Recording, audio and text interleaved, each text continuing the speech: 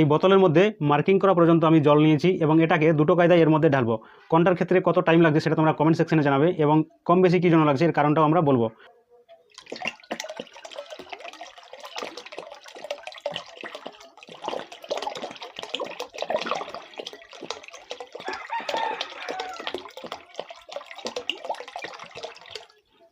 Note করলে কত সময় লাগলো। তাহলে এবার দ্বিতীয় ক্ষেত্রে দেখো কত সময় লাগছে।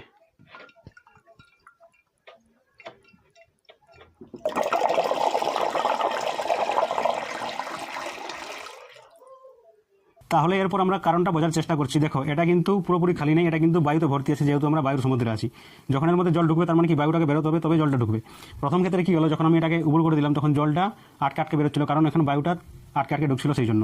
দ্বিতীয় ক্ষেত্রে কি হলো, এটাকে ঘুরিয়ে দিলাম, ওই জন্য একটা ঘূর্ণনের সৃষ্টি হয়ে গেলো, তার ফলে কি মাঝে বায়ুটা ঢোকার রাস্তা পেলো, ওই জন্য বায়ুটা যত তাড়াতাড়ি ঢুকলো তার ফলে জলটা অত তাড়াতাড়ি কিন্তু নিচে নেমে এলো। ধন্যবাদ।